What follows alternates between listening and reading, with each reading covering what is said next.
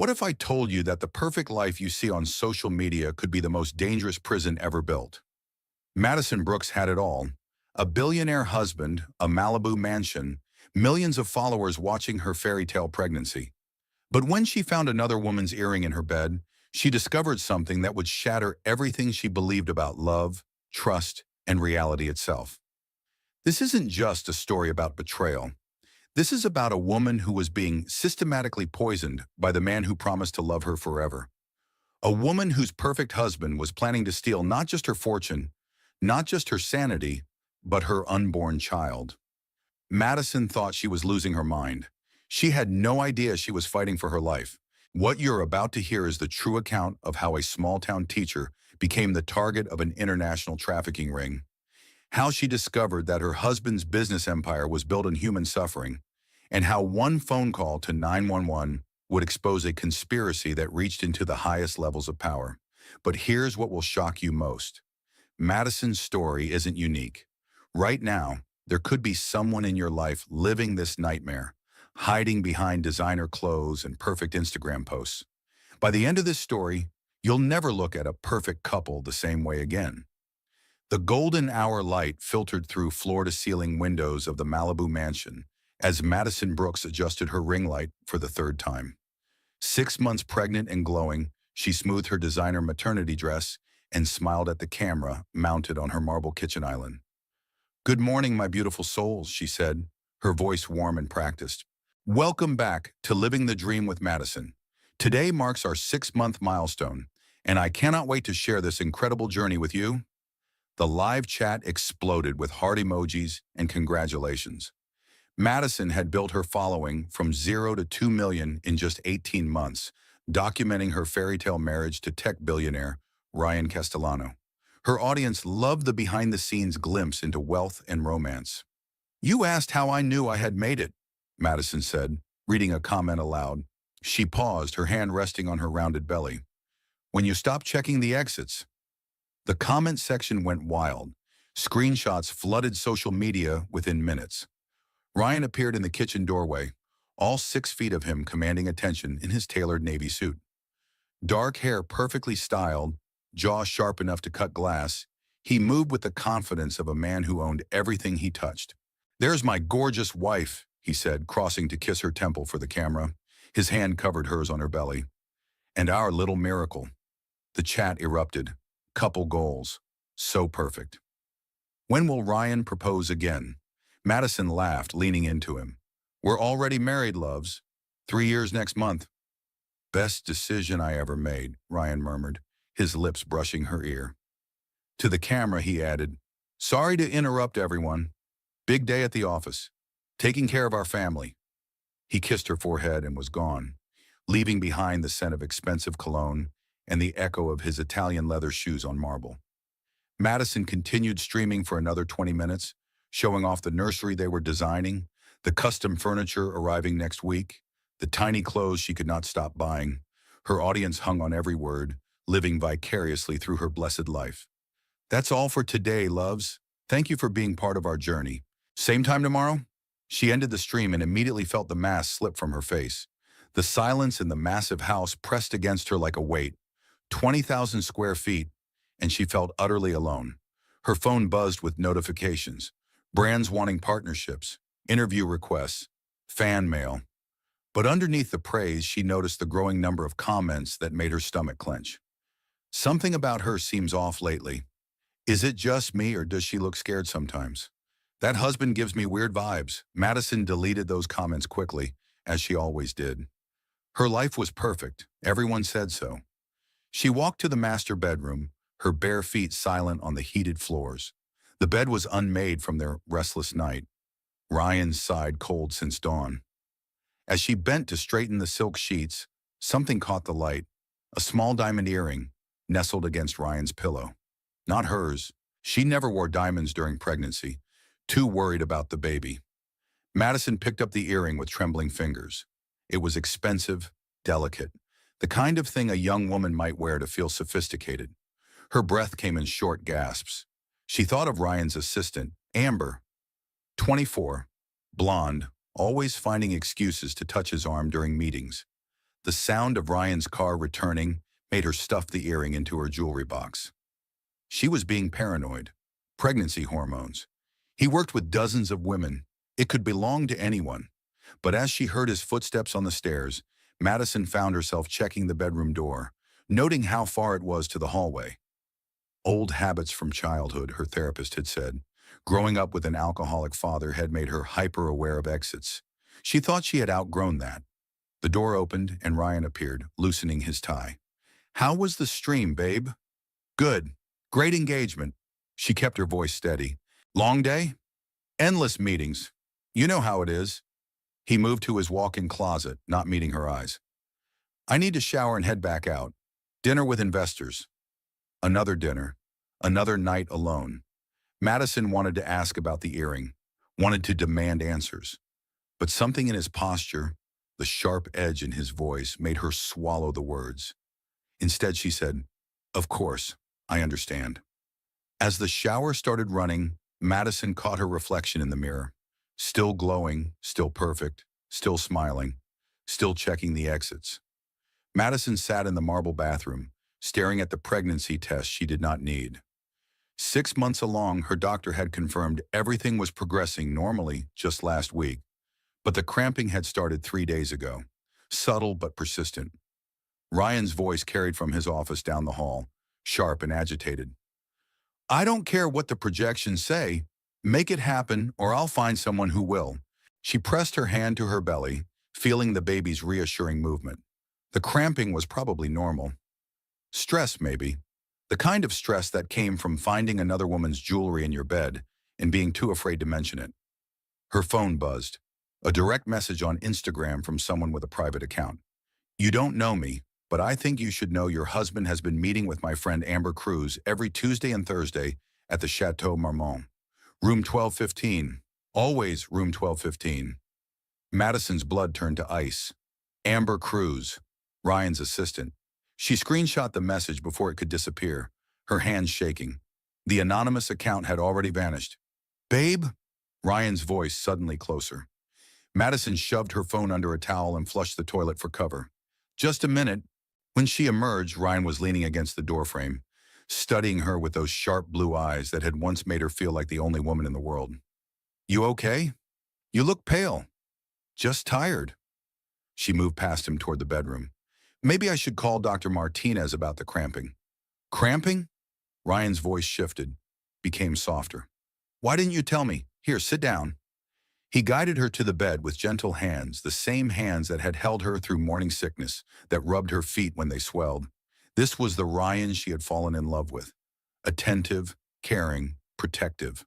"It's probably nothing," she said, allowing herself to lean into his touch. "We should call the doctor now." He reached for his phone. "I'll cancel tonight." "No," Madison said quickly. "Don't cancel. It's really mild. I'll call in the morning if it continues." Ryan studied her face. "You sure?" She nodded, forcing a smile. "Go to your dinner. I'll take a bath and get some rest." He kissed her forehead, lingering. "I love you, Mads. You and our baby mean everything to me." The words should have comforted her. Instead, they felt like a script.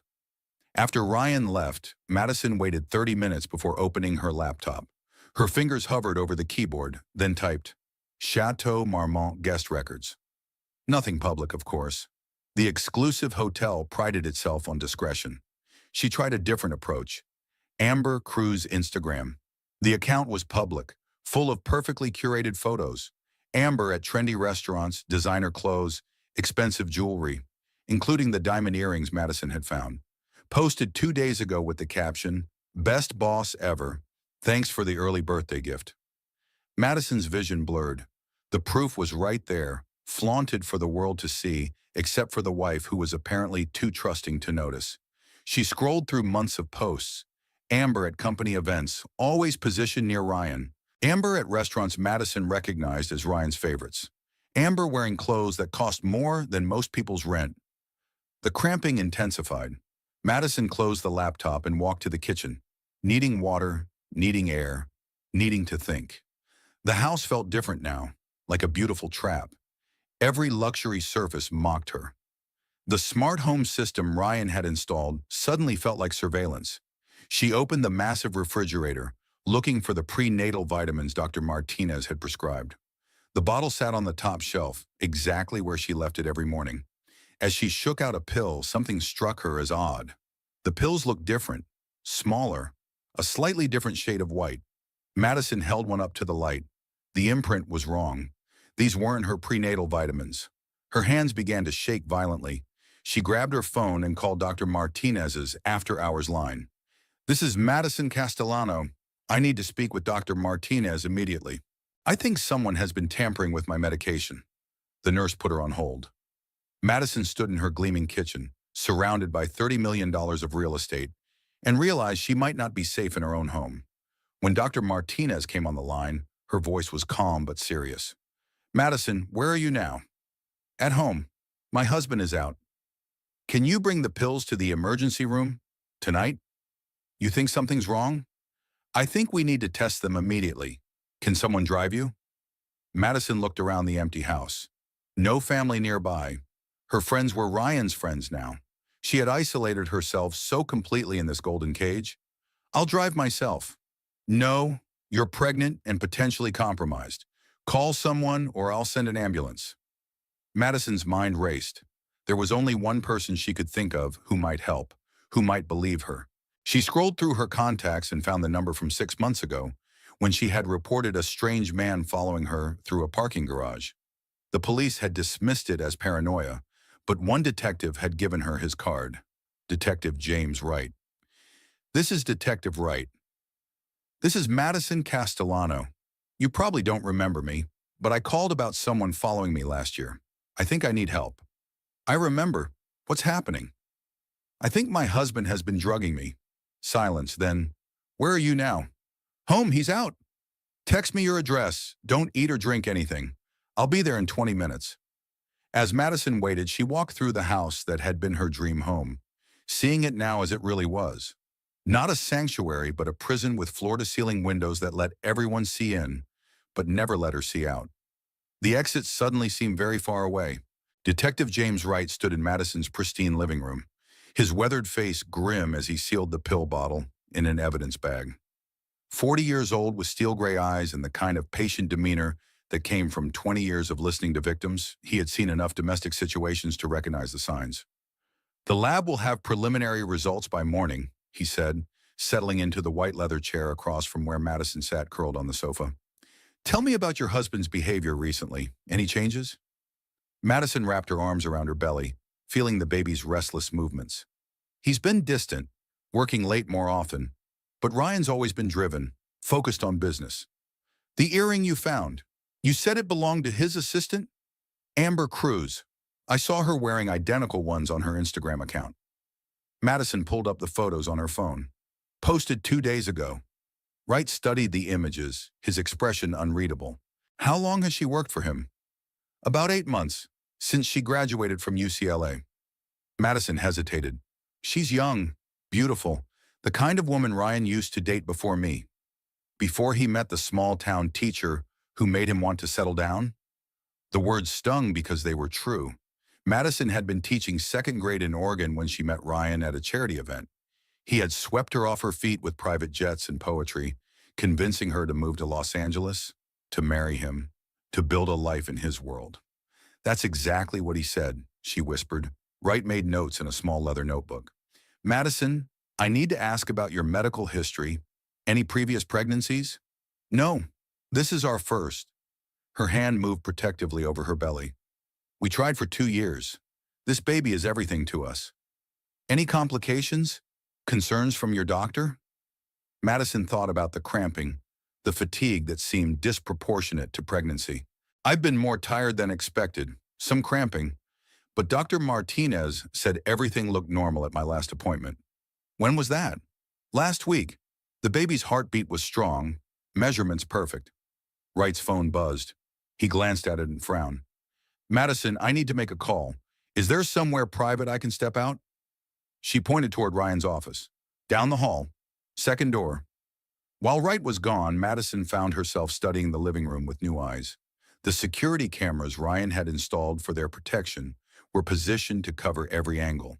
The smart home system could track her movements, her conversations, even her sleep patterns. How long had she been living under surveillance without realizing it? Wright returned, his expression darker. The preliminary test results are in. Those aren't prenatal vitamins, Madison. They're anxiety medication. Specifically, a combination of benzodiazepines and mild sedatives. The room tilted. Madison gripped the sofa arm to steady herself. For how long? We'll need more detailed analysis, but based on the degradation pattern, possibly months. The baby! The words came out as a gasp. Is the baby okay? We need to get you to the hospital now. Dr. Martinez is waiting.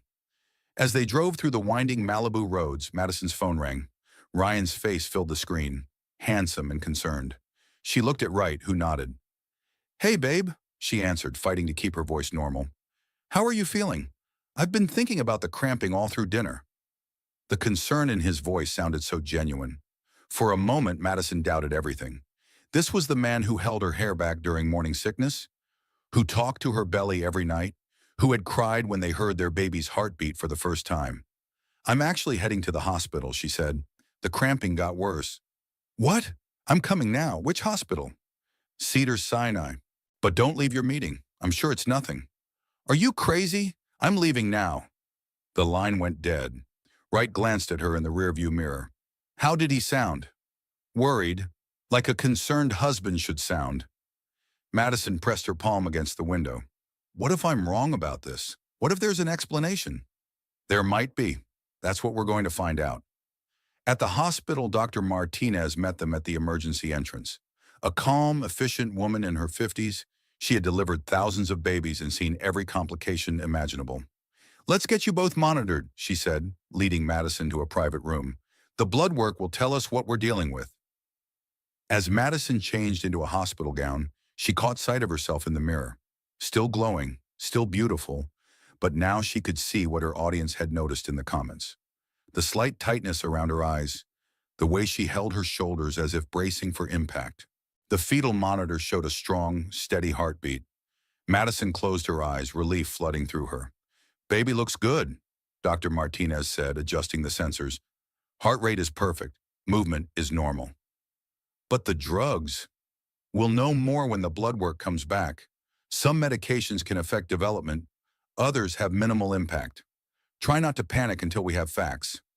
A commotion in the hallway announced Ryan's arrival. Madison heard his voice, commanding and urgent, demanding to speak with the doctor immediately. Should I let him in? Dr. Martinez asked. Madison's hand moved to her belly. The baby kicked, as if responding to her stress. She thought about the earring, the fake vitamins, the months of feeling like she was losing her mind. Not yet, she said. I need to know what we're dealing with first. Wright stepped closer to the bed. Madison, there's something else. I ran a background check on Amber Cruz while we were driving here. Madison looked up at him, dreading what came next. She doesn't exist. I mean, she's real, but her background is fabricated.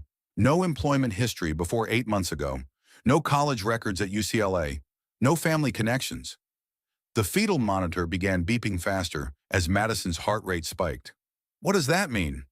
It means your husband's assistant is not who she claims to be, and someone went to a lot of trouble to place her in his life. Outside the room, Ryan's voice grew louder.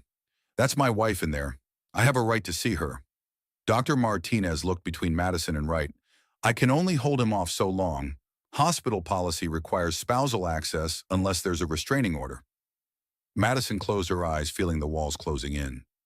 8 months ago, around the time Amber was hired, Ryan had suggested Madison cut back on her teaching to focus on getting pregnant. He had encouraged her to start the lifestyle blog to document their perfect life. 8 months ago, her world had begun to shrink until it was just her, Ryan, and the cameras that recorded their every moment. Let him in, she said finally, but Detective Wright stays. The door opened and Ryan burst through, still in his dinner suit, hair slightly mussed from running. His eyes went immediately to the fetal monitor, then to Madison's face.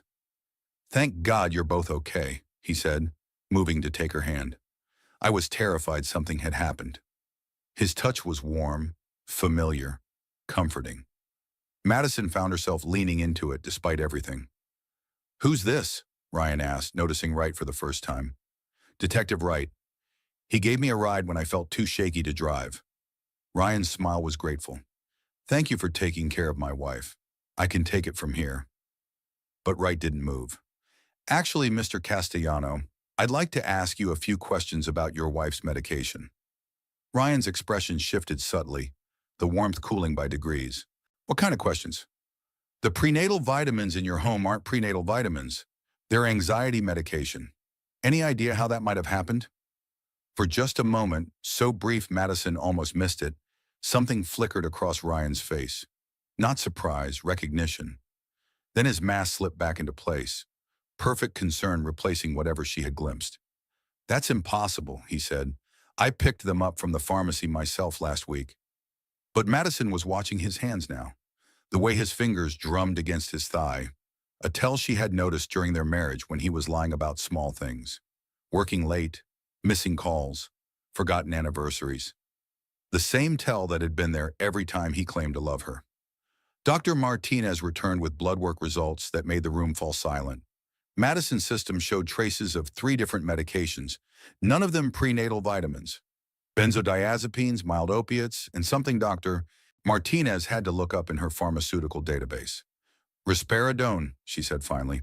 It's an antipsychotic, typically used for bipolar disorder or schizophrenia. Madison felt the world tilt. I don't have either of those conditions. No, you don't. But prolonged exposure to this combination of drugs could cause symptoms that might look like psychological instability, confusion, memory issues, mood swings, paranoia. Ryan stood up abruptly. This is insane. Madison, you know I would never hurt you or our baby. His voice carried the perfect note of wounded betrayal, but Madison was watching Detective Wright's face. The detective's expression had gone completely flat, the look of a man who had heard this exact defense too many times. Mr. Castellano, Wright said, where do you keep your wife's medications? The kitchen. Same place for months. Madison, tell him. Madison nodded slowly. Top shelf of the refrigerator. But Ryan, you said you picked them up last week. I never asked you to do that. You were tired. I was at the pharmacy anyway for my blood pressure medication. You don't take blood pressure medication. The silence stretched between them like a wire about to snap. Ryan's jaw worked as he processed being caught in the lie. I mean my vitamins. I misspoke. Dr. Martinez cleared her throat. Mr. Castellano, given the circumstances, I'm going to recommend that Madison stay overnight for observation. We need to monitor both her and the baby while these substances clear her system. Absolutely, Ryan said. Whatever you think is best. But when he reached for Madison's hand, she pulled away. Ryan, I need you to go home. His eyes flashed. What? I need space to think, to understand what's happening. Madison, you're not thinking clearly. It's the drugs talking. Wright stepped forward.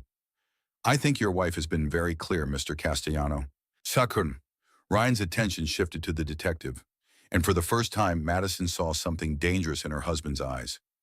Are you a doctor? Are you family? What exactly gives you the right to interfere in my marriage? The law gives me that right when we're dealing with potential poisoning of a pregnant woman. Poisoning? Ryan laughed, but it sounded wrong. You think I poisoned my own wife? The woman carrying my child? This is ridiculous. He turned back to Madison, his voice softening into the tone that had once made her feel cherished. Mads, baby, think about this. We're talking about our marriage, our family, some mix-up at a pharmacy, and suddenly I'm a criminal? Madison wanted to believe him. Everything in her that had loved him for 3 years wanted to take his hand and apologize for doubting him, but the baby kicked hard against her ribs, as if protesting. The earring, she said quietly. Ryan blinked. What? I found Amber's earring in our bed. His face went completely blank. Not surprised, not confused. Blank. I don't know what you're talking about. Diamond studs. She posted them on Instagram, thanking her boss for the birthday gift. Ryan was quiet for a long moment. When he spoke, his voice had changed, become flat and careful. Madison, you're clearly having some kind of breakdown. The drugs, the stress of pregnancy, you're seeing things that aren't there. Wright's phone buzzed. He glanced at it and his eyebrows rose slightly. Mr. Castellano, I'm going to need you to come with me to answer some questions. I'm not leaving my wife. Actually, you are. Wright's voice carried new authority. We just received security footage from the Chateau Marmont. You're going to want to see it. Madison watched Ryan's face cycle through expressions like a slot machine. Confusion, anger, calculation, and finally something that made her blood run cold. Contempt.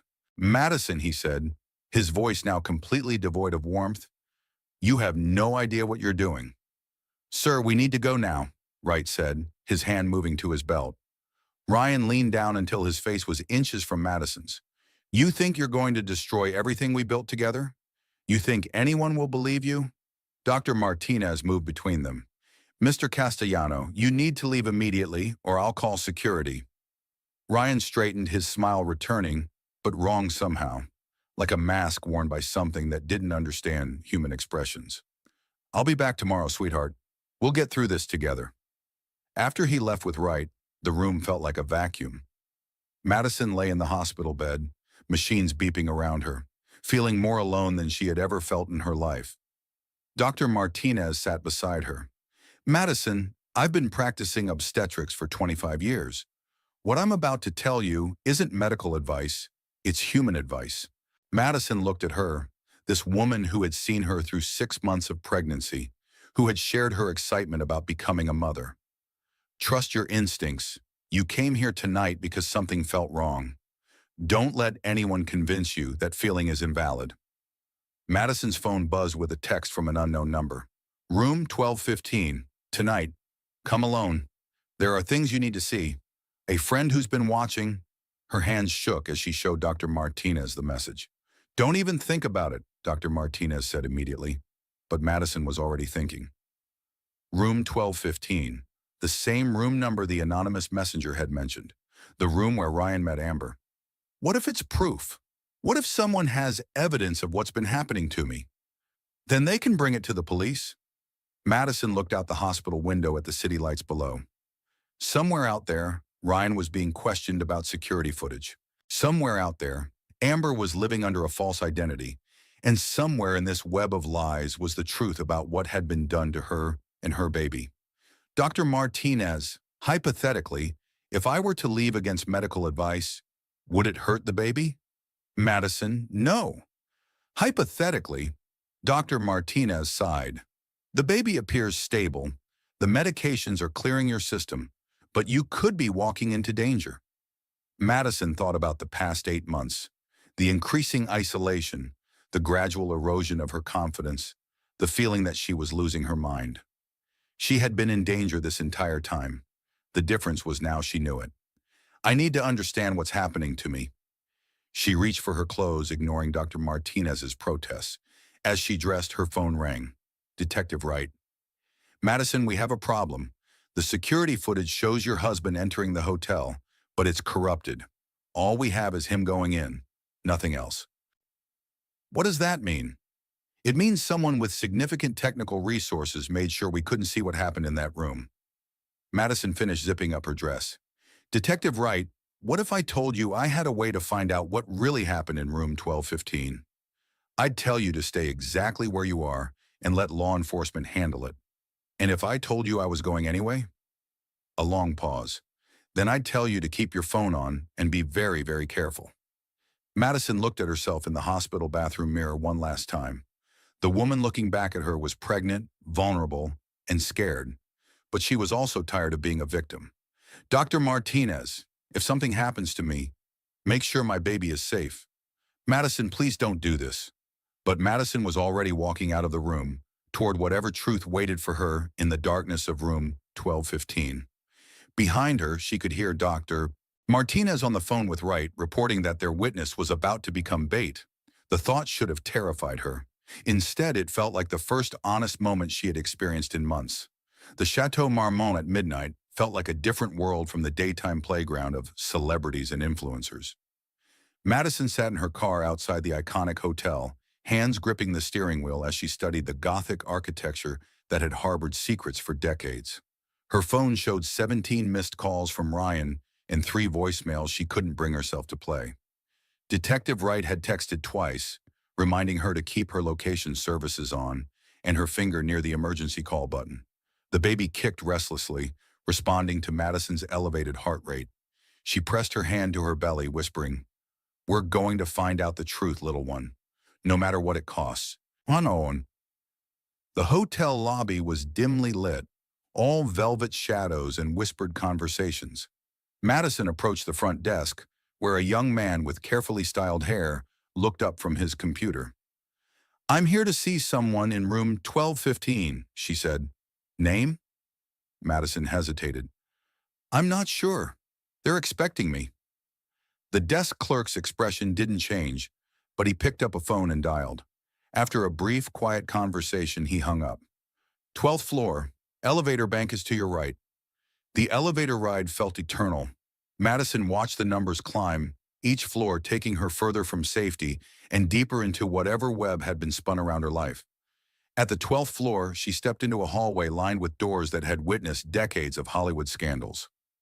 Room 1215 was at the end of the hall. Madison raised her hand to knock, but the door opened before she could touch it. Amber Cruz stood in the doorway, but she looked nothing like the polished assistant Madison had seen in Ryan's office. Her blonde hair was pulled back severely, her makeup minimal, and her designer clothes replaced by simple black jeans and a sweater. "Thank you for coming," Amber said, her voice different too. Lower, more serious. "We need to talk." Madison followed her into the suite, noting the cameras set up around the room, the laptops open on the desk, the surveillance equipment that belonged in a spy movie, not a hotel room. "Who are you?" Madison asked. Amber closed the door and engaged multiple locks. "FBI Special Agent Amanda Cruz. I've been undercover for 8 months, investigating your husband's business operations." The room spun. Madison sat down hard on the sofa, her mind struggling to process this information. "FBI? Investigating Ryan for what?" "Human trafficking, money laundering, corporate espionage. Your husband's technology company is a front for moving people and money across international borders." Amanda moved to one of the laptops, pulling up files that made Madison's stomach clench. Financial records, shipping manifests, communications that painted a picture of an empire built on suffering. "We've been building a case for 2 years, but Ryan is careful. Too careful. We needed someone inside his personal life." "So you became his mistress." Amanda's expression darkened. "I became whatever I needed to become to gather evidence. But Madison, what we found goes deeper than business crimes." She opened another file, this one full of medical records, prescription databases, and surveillance footage from their Malibu home. "Ryan's been systematically drugging you for months, not just to control you, but to create a medical record of psychological instability." Madison's breath came in short gasps. "Why?" "Because you're inconvenient. Your lifestyle blog was supposed to be a cover for his operations, a way to legitimize his wealth and public image. But you started asking questions about his late nights, his business trips, the money that didn't add up." Amanda pulled up Madison's own Instagram posts from 8 months ago. In them, Madison looked different, more confident, more questioning. Comments on Ryan's posts asking where he was traveling, why certain meetings were so secretive. "You were getting too close to the truth, so we started the medication regimen. Small doses at first, just enough to make you tired, compliant. When that wasn't enough, he increased the dosage." "The baby," Madison's hand moved protectively to her belly, "was never in danger from the medications. Ryan's too smart for that. The drugs he gave you are actually safe during pregnancy, but the combination would cause symptoms that would justify having you committed." Madison felt sick. "Committed?" Amanda opened another file, this one containing legal documents with Ryan's signature. "Involuntary psychiatric hold. He's been building a case that you're having a psychotic break. The fake vitamins, the surveillance footage of you talking to yourself, the social media posts he made you delete because they sounded paranoid." On the screen, Madison saw her own medical records, but altered.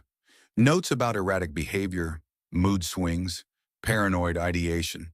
A complete fabrication built over months of careful manipulation. Once you were committed, he would have legal control over your assets, your social media accounts, and most importantly, your baby. He wants the baby. He needs the baby. A child gives him the perfect cover for his lifestyle, the devoted single father whose wife tragically suffered a mental breakdown. Plus, children are incredibly valuable in his line of work. Madison's vision blurred. The room felt like it was closing in. You're saying my husband planned to steal my child and sell them? I'm saying your husband is a sociopath who views everyone in his life as assets to be leveraged, including you, including your baby. Amanda's phone buzzed. She glanced at it and her expression hardened. We have a problem. Ryan left police custody 20 minutes ago. His lawyers got him released pending further investigation. Madison stood up shakily. He'll come looking for me. Not just looking. He knows you're here. The tracking app on your phone has been sending your location to his server all night. Madison fumbled for her phone, staring at the innocent-looking device that had been betraying her for months. How did you know I would come here?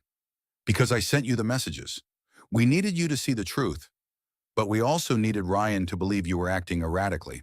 Coming to a hotel in the middle of the night to meet a stranger fits the narrative he's been building. Madison felt the walls closing in from every direction. So I'm bait. You're the key to taking down an organization that's destroyed hundreds of lives. But Madison, there's something else you need to know. Amanda pulled up one final file, this one containing birth certificates, DNA tests, and photographs that made Madison's blood run cold. You're not Ryan's first wife. The photographs showed 3 other women, all beautiful, all pregnant, all married to Ryan Castellano at different times over the past 10 years. Where are they now? Amanda's silence was answer enough. Madison's legs gave out and she collapsed back onto the sofa. Everything she thought she knew about her life, her marriage, her future, crumbled around her. How long do we have? She whispered. Based on his location, maybe 15 minutes before he gets here. Madison looked around the room at the evidence of her husband's crimes, at the surveillance equipment that could finally expose the truth. She thought about the baby moving inside her, innocent and unaware of the danger surrounding them both. What do you need me to do? Amanda's smile was grim but determined. Help me make sure he never hurts anyone else again. Outside, the sound of expensive car engines filled the night air. Ryan was coming, and he wasn't coming alone. The final confrontation was about to begin. The sound of footsteps in the hallway made both women freeze. Madison pressed herself against the window while Amanda checked the surveillance monitors she had set up. 3 men, Amanda whispered. Ryan plus 2 I don't recognize. Probably private security. Madison's heart hammered as she watched Amanda move with practiced efficiency, activating recording equipment and checking the weapon holstered beneath her sweater. Madison, listen carefully. Everything that's about to happen is being recorded and transmitted to my team. No matter what Ryan says or does, don't believe him. He's going to try to convince you that I'm the threat. A knock at the door, polite but insistent. Mads, I know you're in there, sweetheart. Please open the door. Ryan's voice carried through the wood, warm and concerned. The voice that had whispered promises in the dark, that had convinced her to build a life with him. Amanda positioned herself behind the door, gun drawn but concealed. She nodded to Madison. Madison opened the door to find Ryan standing in the hallway, perfectly composed despite the late hour. Behind him, 2 men in dark suits waited with the patient stillness of professionals. Thank God you're safe, Ryan said, stepping forward with his arms open. When the hospital called and said you'd left, I was terrified something had happened to you and the baby. For a moment, Madison almost stepped into his embrace. The pull of 3 years of conditioning, of believing this man loved her, was overwhelming. Then she saw his eyes, cold, calculating, already looking past her into the room. Who called you from the hospital, Ryan? I didn't give permission for them to release information about my whereabouts. His smile faltered for just a second. Dr. Martinez was concerned. She thought I should know. Dr. Martinez doesn't have your number. I never gave it to her. Ryan's mask began to slip. Madison, you're clearly not thinking straight. The drugs, the stress. Let me take you home where you'll be safe. Safe like I was when you were poisoning me? Poisoning you? Madison, that's insane. You're having a psychotic break. Behind the door, Amanda stepped into view, her badge and weapon both visible. FBI, Mr. Castellano, you're under arrest for conspiracy to commit human trafficking, money laundering, and attempted murder. Ryan's two companions moved immediately, but Amanda was faster. Hands where I can see them. This room is surrounded. Ryan stared at Amanda, his expression cycling through disbelief, rage, and something that might have been admiration. Amber Cruz, I presume, or should I say Agent Amanda Cruz. You can call me the woman who's going to put you in prison for the rest of your life. Ryan laughed, the sound chilling in the confined space. Do you have any idea who you're dealing with? The resources I have access to? The people who depend on my continued freedom? I have a very good idea. That's why you're never getting out of this room a free man. Madison watched this exchange in growing horror, seeing her husband transform before her eyes into someone she had never met. The charm was gone, replaced by cold calculation. Madison, Ryan said, turning back to her, you think you understand what's happening here, but you don't. This woman has been manipulating you, feeding you lies, destroying our marriage for her own agenda. By telling me the truth about what you've been doing to me? What truth? That I love you? That I've built an empire to provide for our family? That I've protected you from a world you couldn't handle? His voice was rising, the careful control beginning to crack. Protected me? You've been drugging me for months. I've been keeping you stable. Do you have any idea what you're like when you're not medicated? Paranoid, accusatory, impossible to live with. The words hit Madison like physical blows. Every doubt she'd ever had about herself, every moment she'd questioned her own sanity, rushed back. Amanda stepped closer to Ryan. Keep talking. You're making our case stronger with every word. Ryan's attention shifted back to the FBI agent. You think you're clever, don't you? Getting close to me, seducing me, gathering your little pieces of evidence. But what you don't understand is that everything you think you know is already compromised. Nah, Key, what do you mean? Ryan smiled, and Madison saw something in that expression that made her blood run cold. Pure evil, barely contained beneath a veneer of civilization. I mean, your investigation was blown the moment you walked into my office 8 months ago. I know who you are. I know who sent you. And I know exactly how this is going to end. Amanda's composure cracked slightly. You're lying. Am I? Then why hasn't your backup arrived? Why are your communications being jammed? Why is the surveillance footage from tonight going to show my pregnant wife having a complete breakdown and attacking a federal agent? Madison looked between them, understanding dawning. This was all planned. You knew she was FBI. I've known from day one. The question is, Agent Cruz, did your handlers know I knew? Or are you just another pawn in a game bigger than both of us? Amanda's hand tightened on her weapon, but Ryan's two companions had moved closer, boxing them in. The real tragedy, Ryan continued, his voice conversational again, is that none of this had to happen. Madison, you could have lived a beautiful life, wealthy, protected, beloved by millions of followers. All you had to do was stay quiet and trust me. Trust you to sell our baby? Ryan's laugh was genuinely amused. Sell our baby? Madison, you really have lost your mind. Why would I sell something so valuable? Children like ours with the right breeding, the right training, become assets worth millions over a lifetime. Madison felt bile rise in her throat. Assets? The entertainment industry, politics, high society marriages. Beautiful, talented, completely controlled children are incredibly valuable. I wasn't going to sell our baby, sweetheart. I was going to mold them into perfection. Amanda raised her weapon. That's enough.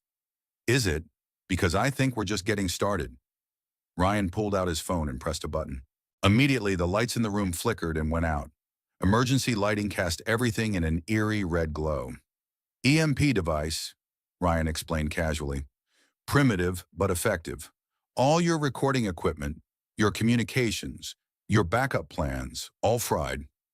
In the darkness, Madison heard sounds of a struggle. Amanda crying out. The thud of bodies hitting the floor. When the lights came back on, Amanda was on the ground, blood trickling from her temple. Ryan's men flanked him, weapons drawn. Now then, Ryan said, smoothing his jacket. I believe we were discussing your future, Madison. Madison looked at the woman who had risked everything to save her, now unconscious on the hotel room floor. She thought about the baby growing inside her, about the life of servitude Ryan had planned for them both. What happens now? She asked. Ryan's smile was triumphant. Now you come home with me. You take your medication like a good girl. You have our beautiful baby. And you never ever try to leave me again. And if I refuse? Ryan gestured to Amanda's still form. Federal agents disappear all the time. Dangerous job, lots of enemies. As for you, well, everyone already knows you're having a breakdown. Tragic what mental illness can do to a young mother. Madison closed her eyes, feeling the trap close around her completely.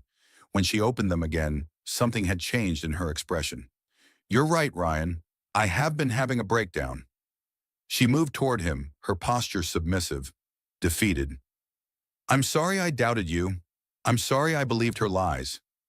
Ryan's smile widened as she approached. That's my good girl.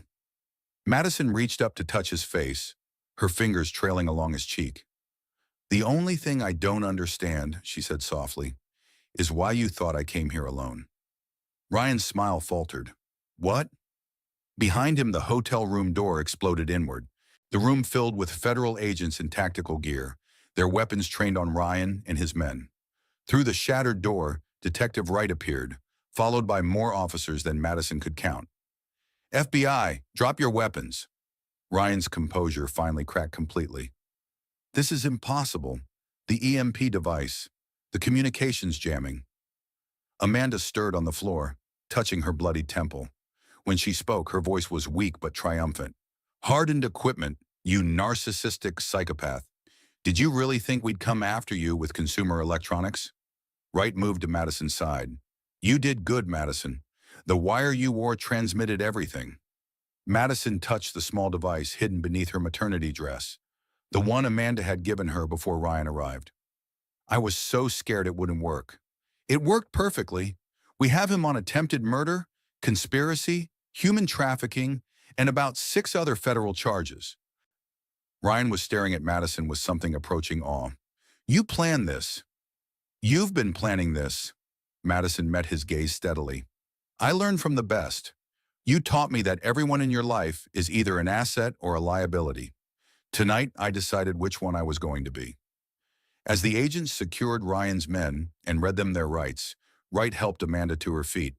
How long have you two been working together? Ryan asked, his voice now hollow. About 4 hours, Madison said, since she showed me what you really are. Amanda contacted us after Madison left the hospital, Wright explained. We've been coordinating the takedown ever since. Ryan shook his head slowly. You have no idea what you've done. The people I work for, the organization behind all this, they don't just disappear because you arrested one man. You're right, Amanda said, steadying herself against the wall. That's why this isn't just about you. You're going to help us bring down the entire network. I'll never cooperate. Amanda smiled grimly. You already have. The financial records you kept, the communications you thought were encrypted, the contacts list in your private server. We've had access to all of it for months. Ryan's face went white. That's impossible. Your wife gave us access, Wright said. Turns out, when you use your pregnant wife's thumbprint to unlock devices while she's unconscious from the drugs you've been feeding her, sometimes she notices. Madison held up her thumb.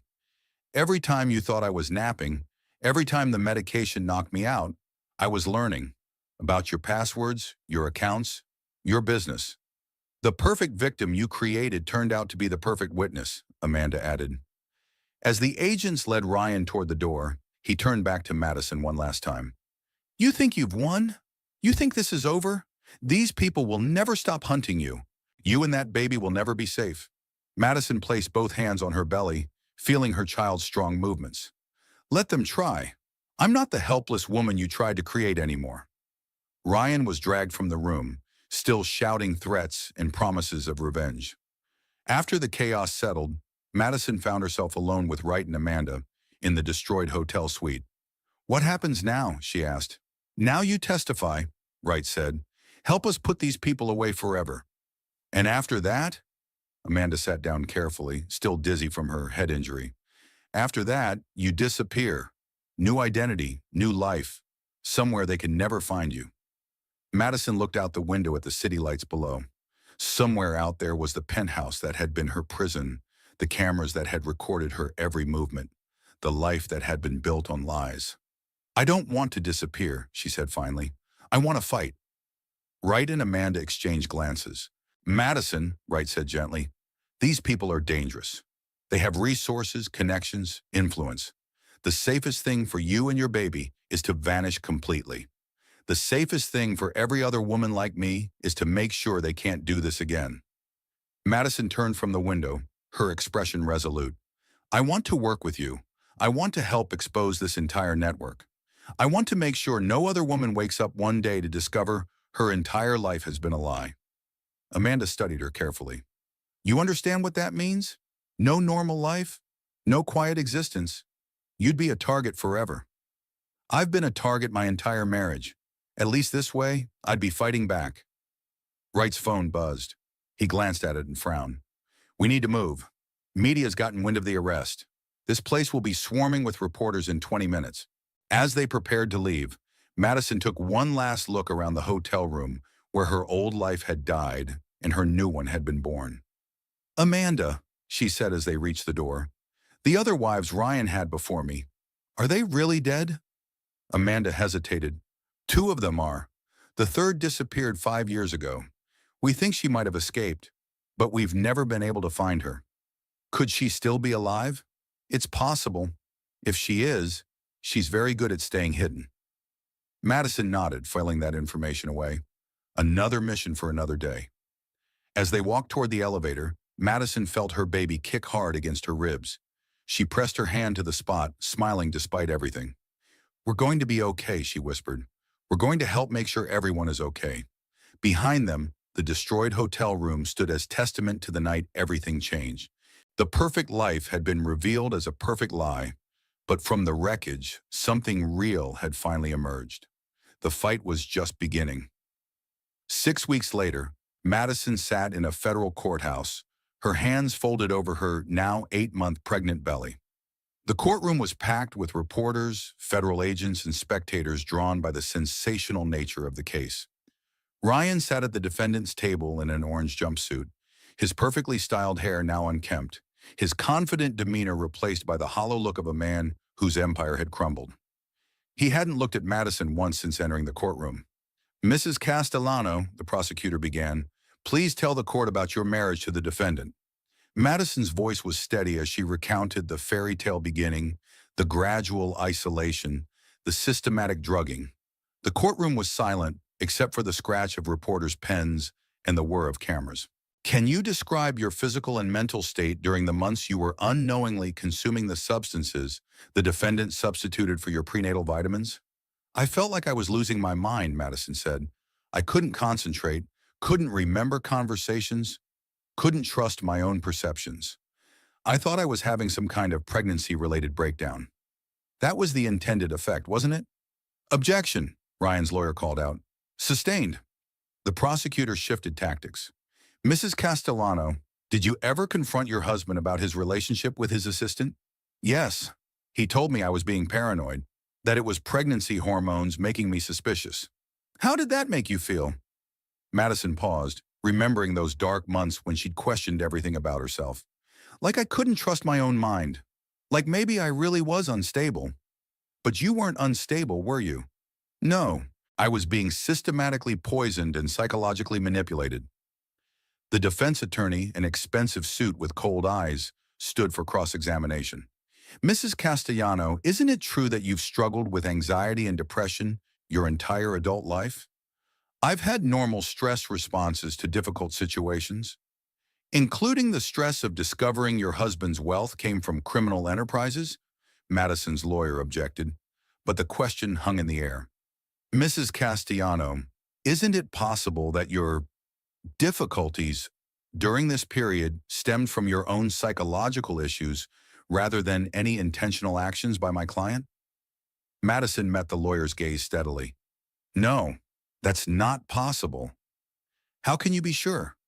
Because the night I stopped taking the pills he gave me, my mind cleared completely. Within 48 hours, I could think clearly for the first time in months. Or you were experiencing withdrawal from medications you actually needed. Madison's temper flared. Are you suggesting I needed antipsychotic medication? I'm suggesting that a woman who breaks into hotel rooms in the middle of the night to meet strangers might not be the most reliable narrator of her own story. I wasn't meeting a stranger. I was meeting an FBI agent who risked her life to save mine. The testimony continued for hours. Madison recounted the surveillance footage, the fake medical records Ryan had created, the evidence of his previous wives who had suffered similar fates. When Amanda Cruz took the stand, she painted a picture of an organization that trafficked in human beings, moving victims across international borders, destroying lives for profit. Mr. Castellano wasn't just running a business, Amanda testified. He was running a machine designed to break people down and rebuild them as products.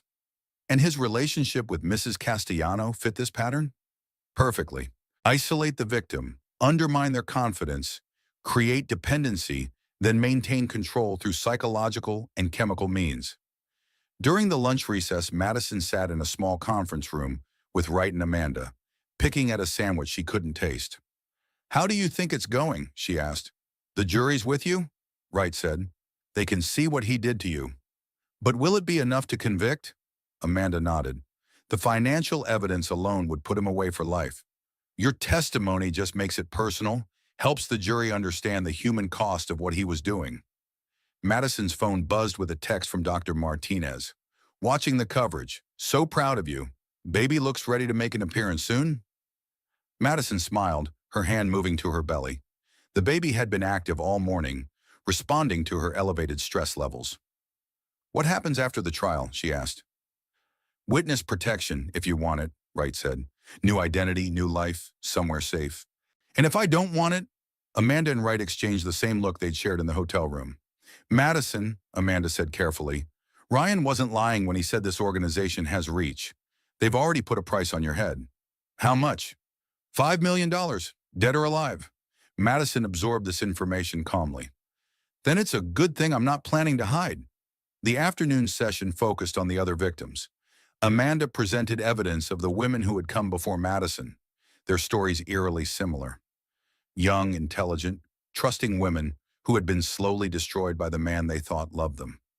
Photos of the missing women filled the courtroom screens. Lives cut short, families destroyed, dreams turned to nightmares. When Ryan finally took the stand in his own defense, his performance was masterful, charming, vulnerable, the picture of a man whose love had been twisted into something unrecognizable. "I love my wife," he said, looking directly at Madison for the first time. "Everything I did was to protect her, to protect our family, including drugging her without her knowledge. I was trying to help her manage her anxiety. She was spiraling, terrified of everything, unable to function. Did you have medical training that qualified you to prescribe psychiatric medication?" "I was consulting with doctors." "Which doctors?" Ryan hesitated for just a moment. "Private physicians, confidential consultations." "Physicians who have no record of treating Mrs. Castellano? Doctor-patient privilege makes it difficult to—" "Mr. Castellano, did you or did you not systematically poison your pregnant wife with psychiatric medications?" Ryan's mask slipped completely. For just a moment, Madison saw the cold rage that had always lurked beneath his charm. "I protected her from herself," he snarled. "She was going to destroy everything we built together." The courtroom erupted. Ryan's lawyer tried to control the damage, but it was too late. The jury had seen the real Ryan Castellano. As the trial concluded, Madison felt the baby shift restlessly.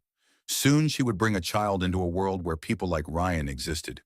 But she would also bring them into a world where people like Amanda and Wright fought to stop them.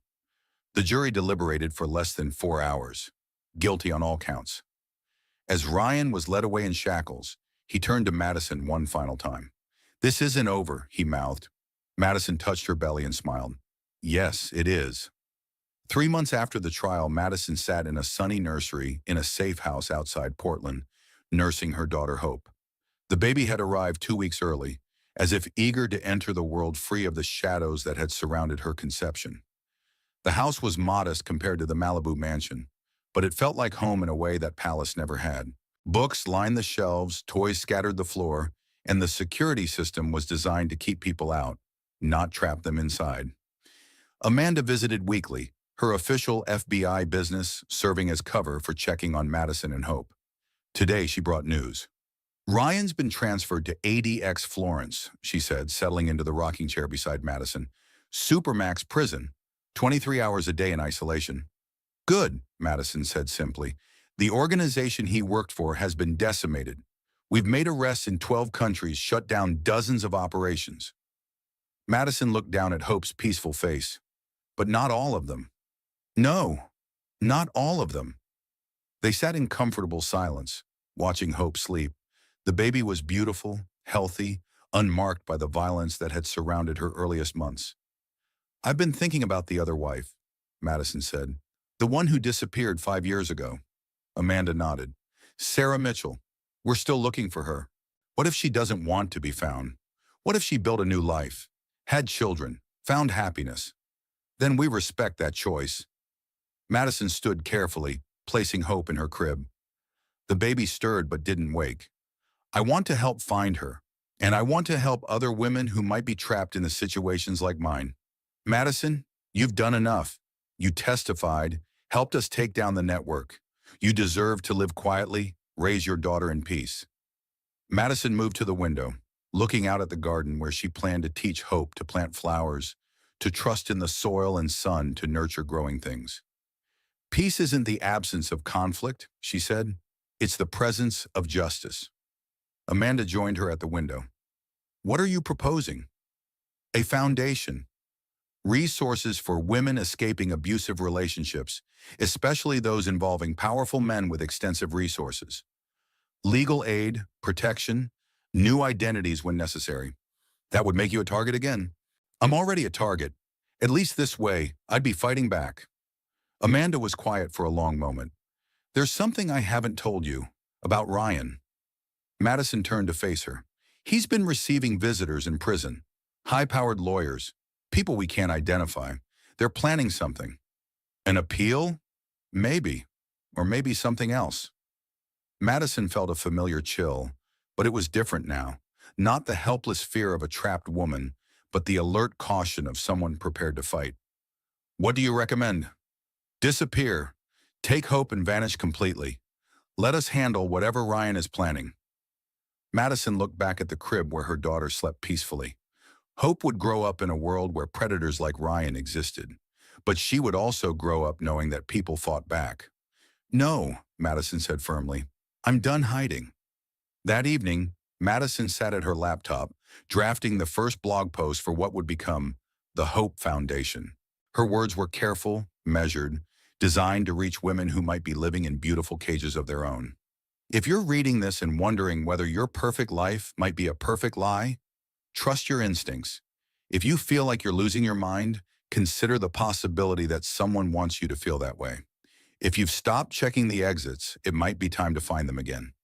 The post went live at midnight, shared across social media platforms by supporters who had followed her story. Within hours, it had been read by millions. The responses came immediately. Women sharing their own stories of isolation, manipulation, and abuse. Some trapped in marriages to powerful men, others who had escaped and wanted to help. Madison read each message, her heart breaking and healing simultaneously. She wasn't alone. She had never been alone. Hope stirred in her crib, making the soft sounds that meant she was waking up hungry. Madison lifted her daughter, settling into the rocking chair Amanda had left behind. We're going to change the world, little one, she whispered as Hope latched on to nurse, one truth at a time. Outside, rain began to fall, washing the windows clean. In the distance, thunder rumbled, but it sounded different now. Not threatening, but promising. A storm was coming, but this time Madison would be the one bringing it. She thought about Ryan in his isolation cell, about the organization still operating in shadows around the world, about all the women who might be sitting in golden cages, wondering if they were going crazy. The fight was far from over, but for the first time in her life, Madison was exactly where she belonged. 1 year later, Madison stood before a packed auditorium at the University of Southern California, Hope babbling contentedly in her arms. The Hope Foundation had grown beyond anything she had imagined, with chapters in 40 states and a waiting list of volunteers. When I started this foundation, Madison told the audience, I thought I was helping other women avoid what happened to me. What I learned is that I was helping myself heal. In the front row sat Detective Wright, now the Foundation's head of security. Beside him, Amanda Cruz, who had taken a leave of absence from the FBI to serve as Director of Investigations. The most important thing I want to share with you today isn't about recognizing the signs of manipulation or abuse, though those are crucial. It's about remembering that your voice matters, your instincts matter, your life matters. Madison had testified before Congress, consulted with law enforcement agencies, and helped pass legislation strengthening protections for domestic abuse victims. But the work that mattered most happened in quiet moments, in phone calls with women who were taking their first steps toward freedom. "Sarah Mitchell," Madison said, and the auditorium fell silent. "Some of you may recognize that name from news coverage of my case. Sarah was one of my husband's previous wives, one of the women we thought was dead." Madison smiled as the side door opened, and a woman walked out. Tall, dark-haired, with eyes that had seen too much but still held hope. Sarah reached out to the Foundation 6 months ago. She had been living under an assumed identity in rural Montana, working as a veterinarian, convinced that speaking out would endanger the children she was protecting. Sarah took the microphone with steady hands. "I spent 5 years believing I was dead to the world. Madison and the Hope Foundation showed me that the world needed to hear from the living." The audience erupted in applause. Sarah's testimony had helped authorities uncover 3 more trafficking operations and rescue dozens of victims. After the event, Madison and Sarah sat in a quiet coffee shop near campus, watching Hope play with blocks on the floor between them. "Any word from Ryan's lawyers?" Sarah asked. Madison nodded grimly. "Another appeal filed last week. He's claiming prosecutorial misconduct, ineffective counsel, the usual desperate moves." "Worried? Not about the appeal, but Amanda thinks he's using the legal process to communicate with people on the outside." Sarah's expression darkened. "The organization?" "What's left of it? They've been regrouping, adapting, harder to track now that they know how we found them before." Hope crawled over to Sarah, pulling herself up on the woman's leg with a bright smile. Sarah lifted the toddler onto her lap, marveling at the child's fearless joy. "She doesn't know how close she came to a very different life," Sarah said. "She'll know when she's old enough to understand, but she'll also know that people fought for her, that justice is possible." Madison's phone buzzed with a text from Wright. "Priority alert. Need you back at the office immediately." Sarah saw Madison's expression change. "Go. I'll watch Hope." Madison hesitated. Leaving Hope still triggered anxiety, a leftover from the months when she couldn't trust anyone. "She'll be safe with me," Sarah said firmly. "We'll be at the Foundation office in an hour." The Hope Foundation operated out of a converted warehouse in downtown Los Angeles, its open floor plan bustling with caseworkers, legal advocates, and volunteers. Madison found Wright and Amanda huddled around a computer screen, their faces grim. "What is it?" Madison asked. Wright turned the screen toward her. Security footage from ADX Florence showed Ryan in an isolation cell, but he wasn't alone. A guard stood nearby, clearly in conversation with the prisoner. "This guard doesn't exist in the prison's personnel files," Amanda explained. "No background check, no employment record. He appeared on the roster 3 weeks ago and vanished yesterday." "Someone got a fake guard into a supermax prison?" "Someone with serious resources and connections," Wright confirmed. "Ryan had a visitor, and we have no idea who or what was discussed." Madison studied Ryan's face in the footage. Even in an orange jumpsuit, even in isolation, he radiated the same cold confidence she remembered. "He's planning something, or someone's planning something for him," Amanda said. "Madison, I need to ask, have you noticed anything unusual lately? Anyone following you? Strange phone calls, online threats beyond the usual?" Madison considered. "Actually, yes. Someone's been calling the Foundation, asking specific questions about our security protocols, claims to be a documentary filmmaker." Wright and Amanda exchanged looks. "Did you get a name?" "Victoria Sterling. Said she was working on a film about domestic abuse survivors." Amanda's face went white. "Madison, Victoria Sterling is dead, has been for 3 years." The room seemed to tilt. Madison gripped the desk for support. "Who did I talk to?" "I don't know, but whoever it was has been probing our defenses." Wright was already on his phone, calling for increased security. Madison thought about Hope. safe with Sarah at the coffee shop, and felt the familiar ice of fear in her veins. They're coming for us. We don't know that yet, Amanda said, but her hand was already moving to her weapon. Madison's phone rang. Sarah's number. Madison, thank God. Someone just tried to grab Hope. Mall security intervened, but you need to get here now. The line went dead. Madison was already running for the door when Wright caught her arm.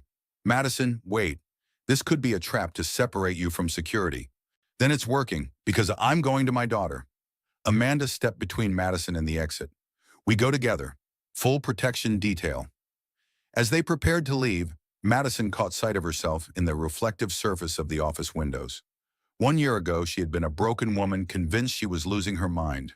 Now she was a target with resources, allies, and the absolute certainty that she would protect her child at any cost. Ryan's network was making its move. But Madison Brooks Castellano wasn't the same frightened woman they had once controlled. The final battle was about to begin, and this time, she was ready.